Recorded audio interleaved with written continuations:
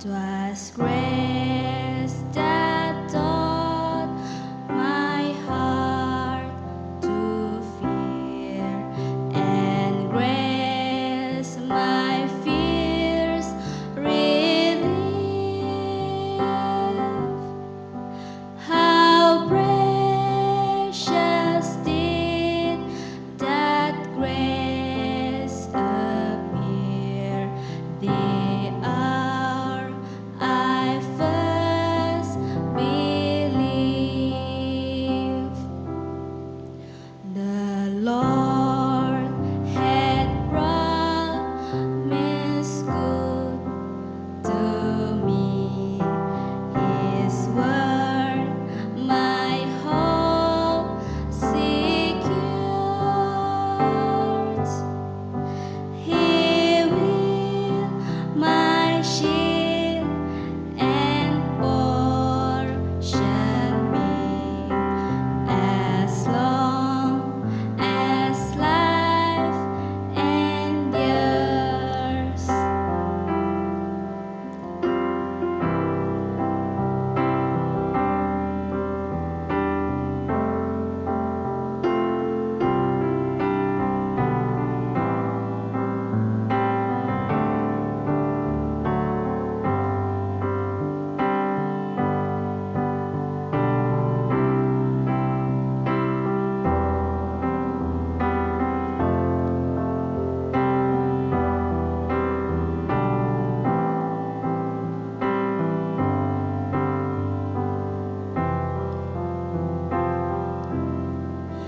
When we've been there 10,000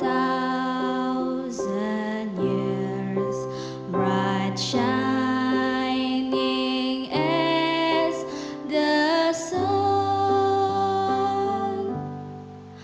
with no less days to sing God's praise than when we first began.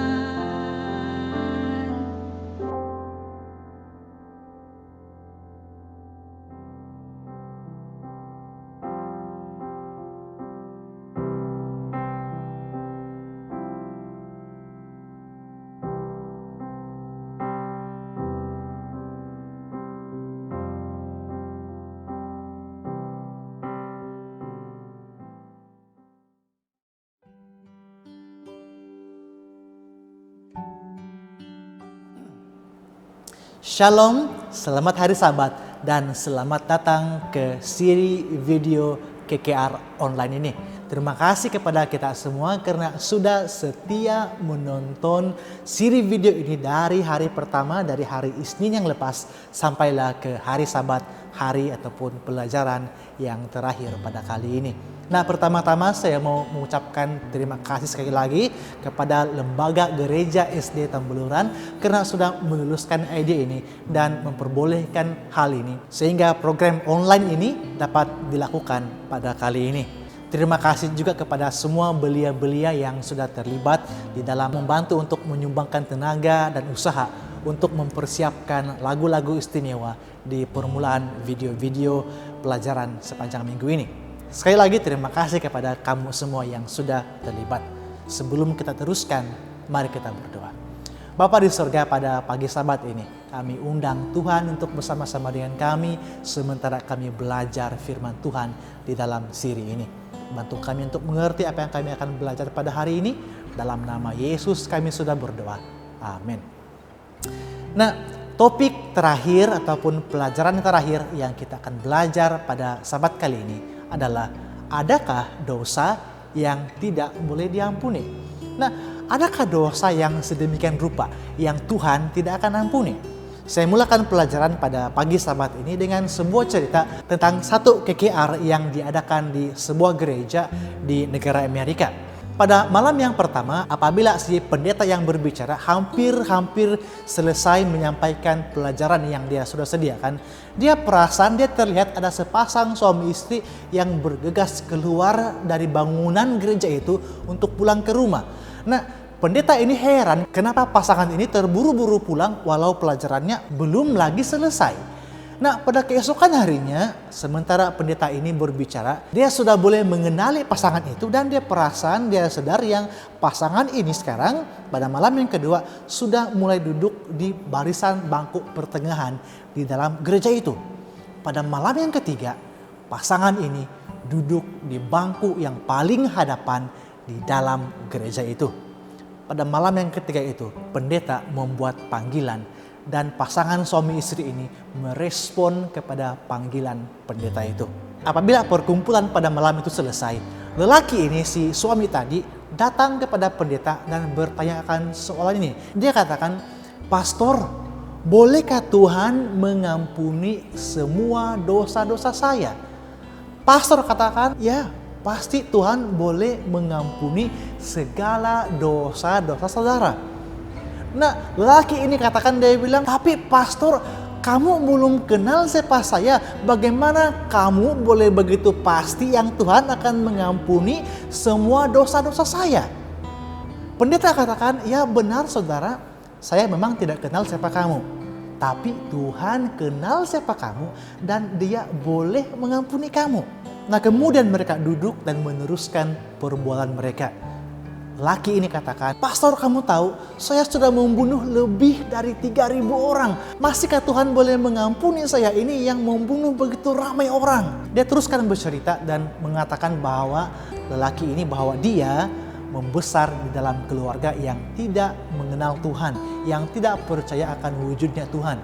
Bapaknya bekerja sebagai pembunuh upahan dan setiap kali bapaknya selesai melaksanakan tugasannya membunuh seseorang, mereka sekeluarga harus lari dan bersembunyi. Kata lelaki ini, sewaktu dia masih kecil dia katakan, "Saya tidak suka kehidupan yang seperti begitu. Kehidupan yang selalu saja bersembunyi-sembunyi selepas membunuh orang." Lelaki ini katakan, "Saya juga teringin mau membunuh orang, tapi saya tidak mau macam bapak. Selepas membunuh, nak bersembunyi-sembunyi pula." Jadi dia mencari jalan bagaimana dia boleh membunuh tanpa perlu bersembunyi. Nah, pada usia 17 tahun, lelaki ini menyertai tentara dan seterusnya menjadi sukarela sewaktu perang Vietnam dulu. Nah, sewaktu perang di Vietnam, dia menjadi juru terbang helikopter dan dia sudah menyertai banyak misi. Dan dia katakan sewaktu perang itu, dia sudah membunuh lebih dari 3.000 orang. Dan dia katakan selama dia hidup, dia langsung tidak pernah rasa bersalah atas nyawa yang dia sudah ambil itu, sehinggalah dia menghadiri KKR pada minggu itu. Barulah dia sadar yang dia sebenarnya adalah orang berdosa.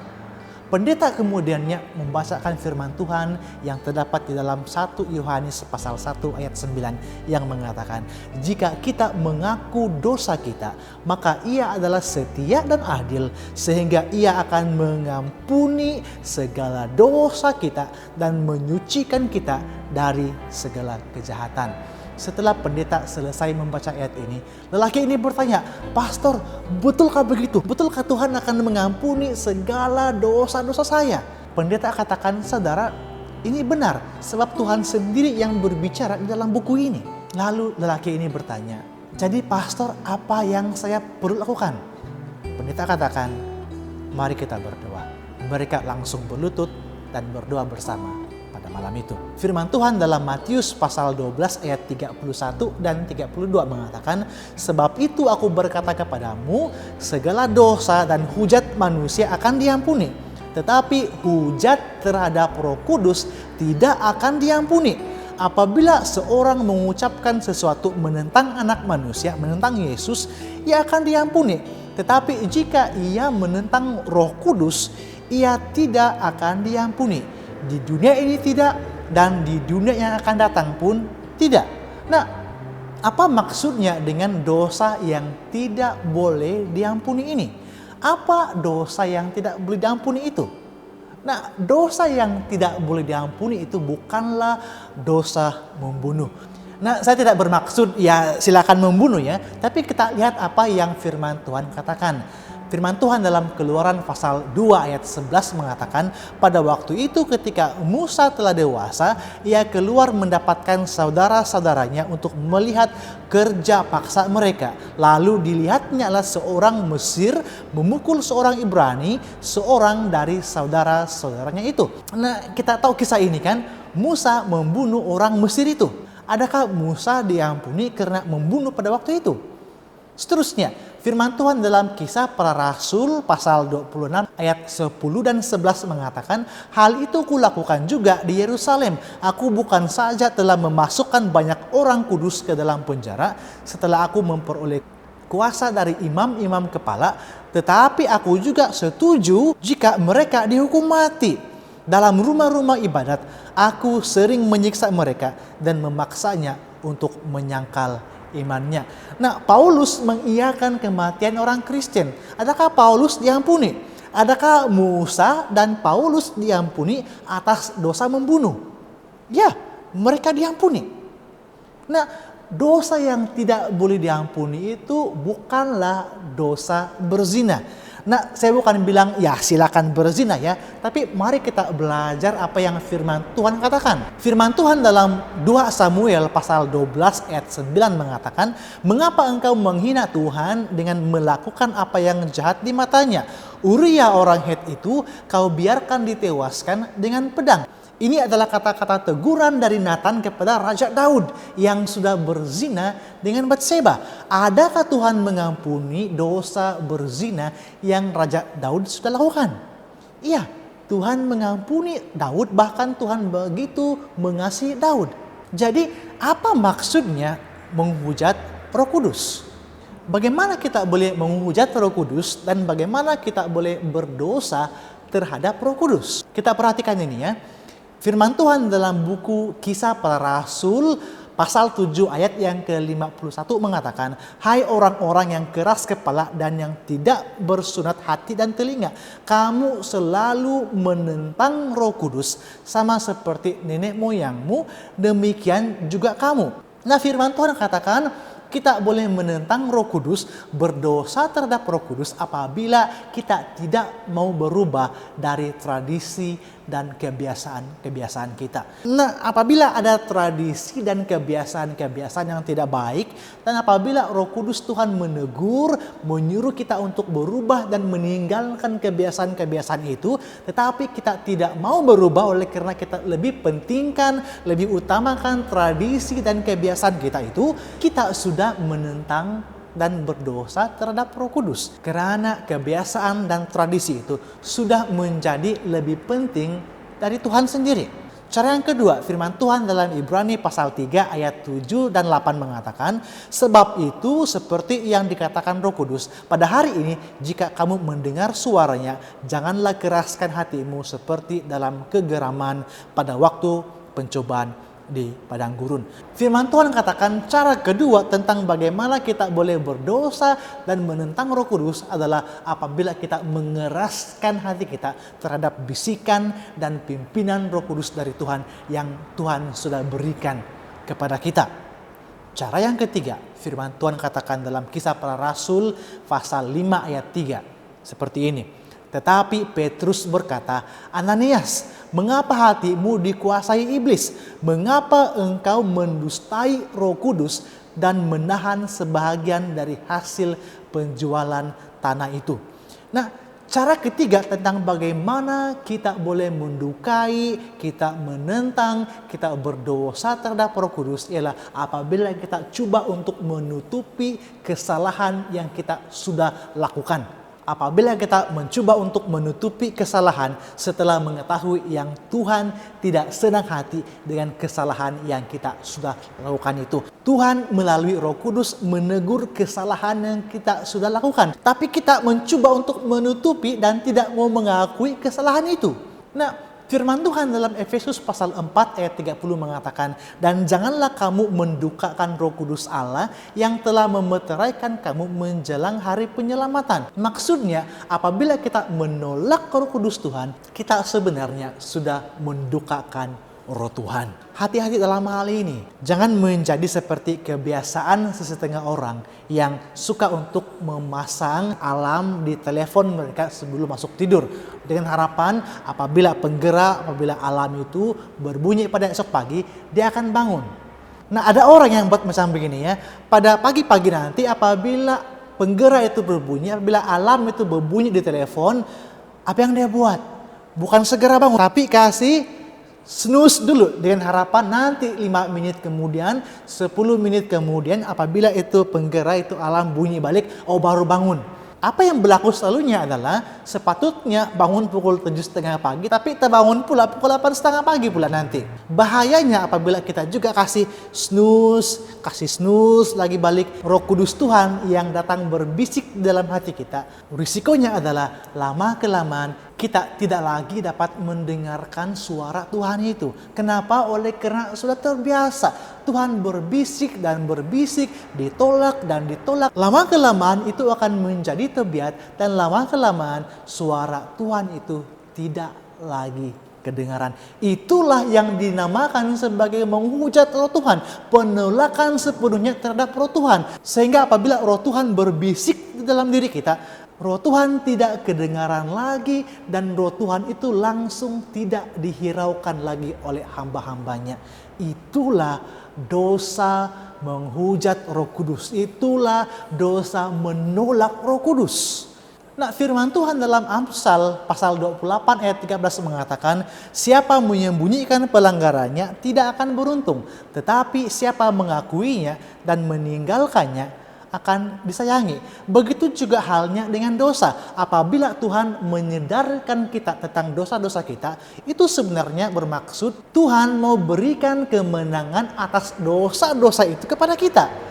Tetapi apabila kita tidak mau mengakui dosa-dosa itu, maksudnya kita lebih menyayangi dosa-dosa itu, kita lebih senang untuk menyimpan dosa-dosa itu daripada meminta ampun dari Tuhan. Firman Tuhan dalam Yakobus pasal 4 ayat 17 mengatakan, jadi jika seorang tahu bagaimana ia harus berbuat baik, tetapi ia tidak melakukannya, ia berdosa. Apabila Roh Tuhan menyadarkan kita tentang apa yang baik, namun kita tidak mau ikut, kita tidak mau melakukannya, kita juga sudah berdosa. Saudara dan saudari, dengarkanlah bisikan Roh Tuhan yang berbisik di dalam hati kita pada saat ini. Apa yang Roh Tuhan sedang katakan kepada kita pada saat ini? Nah, sepanjang minggu ini kita sudah belajar bahwa pengarang Alkitab itu adalah Tuhan sendiri. Dan di dalam Alkitab kita menjumpai Yesus sebagai pusat tema dan dialah juru selamat yang sudah dinubuatkan sejak perjanjian lama lagi. Kita juga sudah belajar bahwa harga dan nilai kamu dan saya adalah darah Yesus. Yesus melakukan itu, Yesus mencurahkan darahnya untuk memastikan kamu dan saya akan memperoleh hidup yang kekal. Kita juga sudah belajar ada caranya untuk memisahkan dosa dari orang berdosa. Dan kita juga sudah belajar Yesuslah pengantara yang kita perlukan. Yesuslah imam besar yang kita perlukan supaya dosa-dosa kita itu dapat dipisahkan dari kita dan dihapuskan. Sementara kita, umat-umat Tuhan, akan diselamatkan. Pada pagi Sabat ini, kita sudah belajar ada dosa yang tidak boleh diampuni. Dan dosa yang tidak boleh diampuni itu adalah dosa menolak dan menghujat Roh Tuhan yang hanya akan mendukakan Tuhan. Saudara dan saudari, di penghujung pelajaran ini, di pelajaran yang terakhir untuk siri KKR online ini, saya mau menjemput kita semua untuk katakan ini di dalam hati kita. Aku pilih Yesus. Kenapa harus pilih Yesus? Karena Yesuslah juru selamat yang sudah dinubuatkan itu. Tidak ada keraguan tentang itu. Tuhan Yesus sudah mati, sudah mencurahkan darahnya untuk memastikan kamu dan saya mendapat hidup yang kekal bersama-sama dengan Dia di dalam kerajaan sorga. Yesuslah pengantara yang sekarang ini sedang melayani untuk keuntungan kita di dalam kerajaan sorga. Apalagi alasan yang kita perlukan, barulah kita mau pilih Yesus.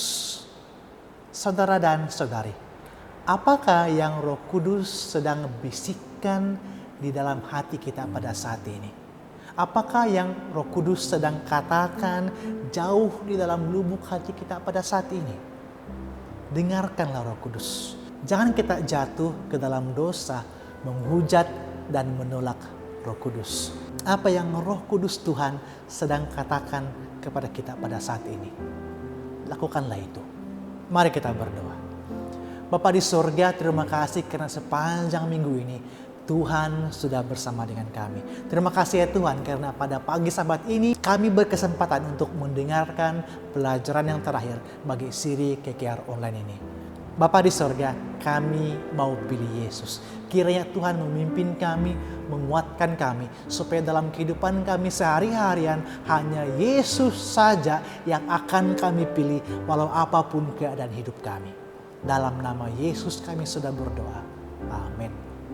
Terima kasih untuk kita semua yang sudah menonton video ini, terutama kepada kita semua yang sudah setia menonton sejak dari malam yang pertama lagi sampailah ke pelajaran yang terakhir pada pagi Sabat ini.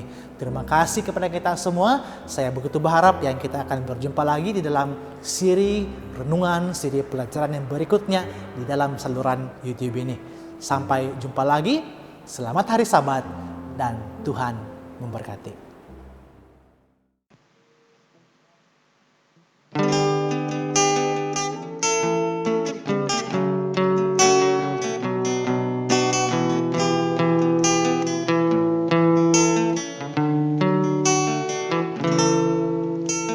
Ku tak membawa apapun juga saat ku datang ke dunia. Ku tinggal semua pada akhirnya saat ku kembali ke surga. Inilah yang ku punya, hati sebagai hamba yang mau taat dan percaya padamu Bapa. Kemanapun ku bawa, hati yang menyembah dalam roh dan kebenaran sampai selamanya.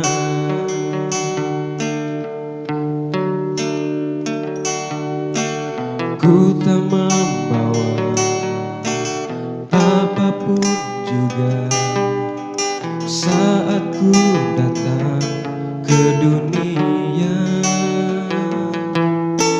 Ku tinggal semua pada akhirnya saat ku kembali ke surga.